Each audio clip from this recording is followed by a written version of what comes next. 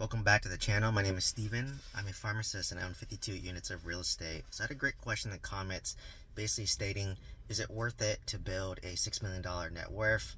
My day-to-day lifestyle, because I still work at W2, it's pretty similar to most people, right? It's pretty similar to most pharmacists. Most pharmacists in California at least make about 150K.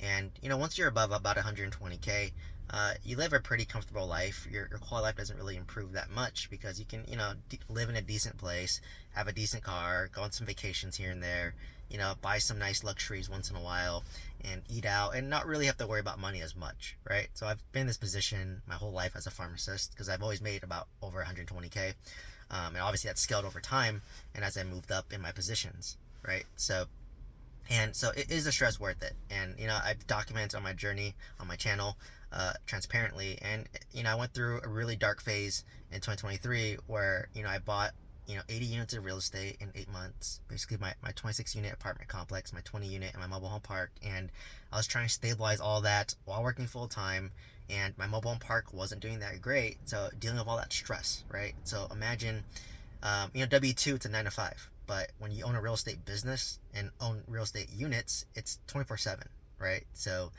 my mobile home park, I had a bad property manager that was offsite, It was in a high crime area, and I was losing about $10,000 a month. So literally, whatever I took home as a pharmacist was being wiped out by the mobile home park because I felt like I was working for nothing, and it was really stressful. Stressful for me. It was stressful for my girlfriend at the time, who's now my fiance. But it just overall was very stressful. Like, I remember it was just very hard to get out of bed.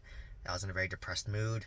I was very anxious, very stressed, and that's how I learned how to optimize my health, how to reduce stress, and to improve my mental state. And I took it to this day, right? So, quick summary: I make sure I sleep 8 hours a day. I monitor my energy throughout the day. I take a supplementation routine. I make sure I get 8 hours of sleep. I make sure my bed, my room, my conditions are great. I journal in the morning. I have a morning routine. I try to exercise at least once to twice to 3 times a week, ideally. So whatever I do to give me that slight edge, I'm willing to do, right? For my mental health, to be ready to fight for the day. So, it's not easy, right? Like, it's definitely stressful, and it was a 3-year period that I really scaled fast, and it's not easy, right? But as I've taken it easy, and by taking it easy, I bought a primary residence and changed jobs, right? So that's relatively easy, quote unquote. Um, yeah, as I took it easy, I realized that what, life is just stress in general, right? It's just a matter, like, what do you want to choose to stress about, right? So if you're growing too rapidly, like me, and I bought 80 units in 8 months, I was stressed. Right now, I feel kind of stagnant, right? Like, I feel kind of stagnant. I'm not growing as much as I have in the past. Like, I was buying real estate every 6 months, and I haven't bought real estate. Um, well, I got my house like 4 months ago. I did technically buy real estate, but like investment property, I haven't bought it in a while. So I feel like I'm a little stagnant, and that's stressful too, right? Like, I feel like I'm not growing, so I'm stressful. If I'm declining, like with my mobile home park, I was stressed out too, right? So whether I'm growing, I'm stressed. If I'm stagnant, I'm stressed. If I am declining, I'm stressed. I'm like, well, the best alternative is to slowly grow and then be stressed, right? Out of all three of those options. So, because I have a lot of like peers and friends and family where they feel stagnant, and they're stressed because of that, right? Because they see their peers or see others growing, and they feel like they're stagnant. So that's stressful in a way too, right? And obviously, if you're declining in health and wealth and whatever, that's stressful too, right? So the best alternative is to slowly grow and be stressed out of all three of those options, right? And for me, yes, I do work right now, and my lifestyle is different. But the key difference is I can step away from my W2 whenever I want, right? Like, if, let's just say, I get a new boss, and I don't want to work anymore, or I have kids and a family, or a health issue, or my parents have a health issue, I could step away, right? Like, I have the option to step away and not be stressed financially, right? Like, if I had to step away from my job and I lose that consistent stream of income every 2 weeks, then I probably would sell a piece of real estate, pay off my primary residence, have no mortgage, which is my biggest expense, right? It's roughly around, $5,500 right now. I would lose that expense, and then, make some pivots in my portfolio, and then maybe sell another property to have a large emergency fund, right? So I have these options versus if you haven't focused on building your wealth methodically, right? Like, maxing out your 401k, buying real estate, self-educating yourself, slowly improving yourself, right? And going through this stress. When something happens to you, right? Like the death in a family, there's a health issue, disability. I work in a hospital. I see this on a daily basis. Now you're even more stressed because now you're dealing with this, maybe a death in the family, or health issues in the family. But on top of that, now you're stressed financially because maybe you lost your job and you're stuck, right? Because you depend on your job, right? Like for me, I've been in that situation. I have a video talking about it. I was laid off as a pharmacist during COVID. And because I had a good emergency reserve, I was okay. I was not stressed. Because I owned real estate that, gave me monthly income, I wasn't as stressed. Because I had a big stock portfolio, I wasn't stressed, right? When I got laid off.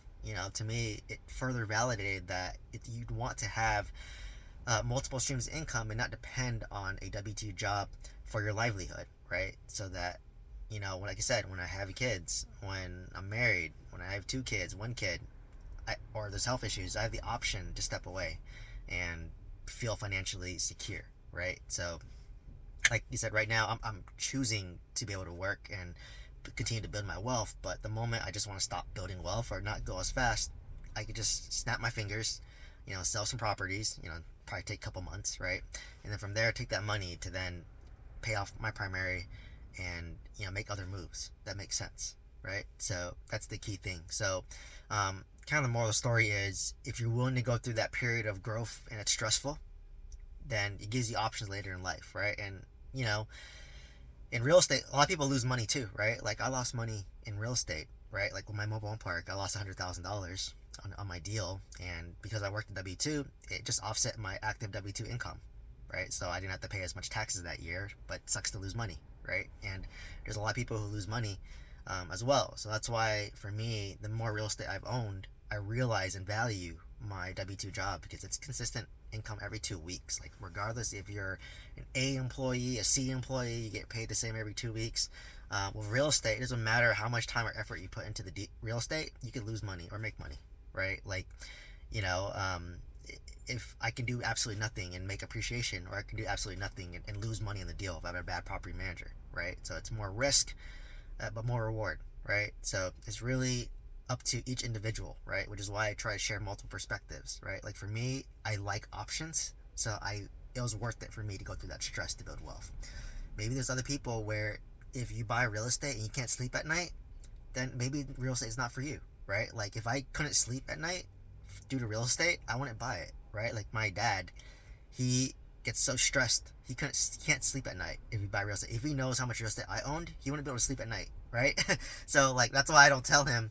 But it's really, if it's that stressful for you, then don't do it. Find an asset that makes sense for you, right? So maybe it's just buying S&P 500 stocks. That's fine, right? Like find out what fits you and do it. Like for me, I like real estate. I fortunately to be good at real estate, and it doesn't keep me up at night, right? For the most part, besides during that dark period in real estate last year. So if that's the case, then it makes sense for me, right? Otherwise, maybe you're okay just doing a 401k and maxing it out every year, right? Like I built up $1 million stock portfolio using that exact strategy, right? And that's a lot of wealth there too. And to me, it's pretty passive. You just automate it, takes it from your paycheck, and you just pick where your money goes every month. And I did that for like 11 years, and it compounded and grew, and it was a nice bull market. So there's so many ways to build wealth, right? Real estate, business, stocks, whatever fits your lifestyle, do it.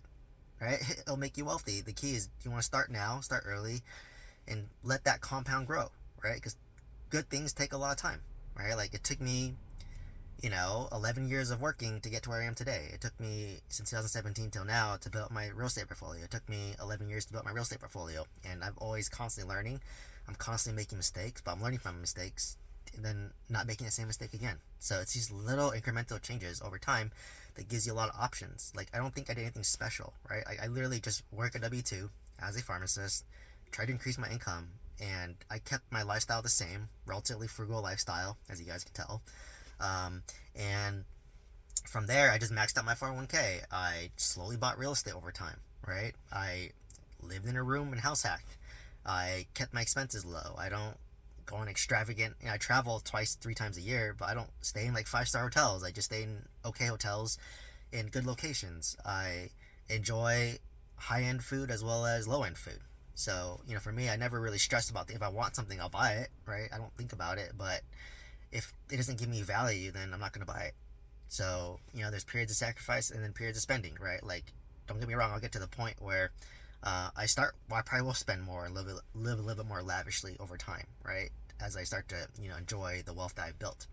So, it's really your personal choice, right? But I just don't want people to be in a situation where you want to have the option, but it takes about 10 plus years to build up that compounding, to build up that moat, to build up the wealth. So it's key to get started today to see if your future self in 10 years wants that optionality, right? So that's really the key message of this is, do you want options for yourself in the future? If so, start investing today, right? That's the kind of key message. Anyways, if you're looking to build up wealth through multifamily real estate, check out the mentorship program if you want guidance. Otherwise, let me know any comments or questions. Love to answer your questions. Hopefully it's a nice comment. And please like, comment, subscribe, and share this video with somebody who can find value from this. Thank you so much. Hope you see you in the next one.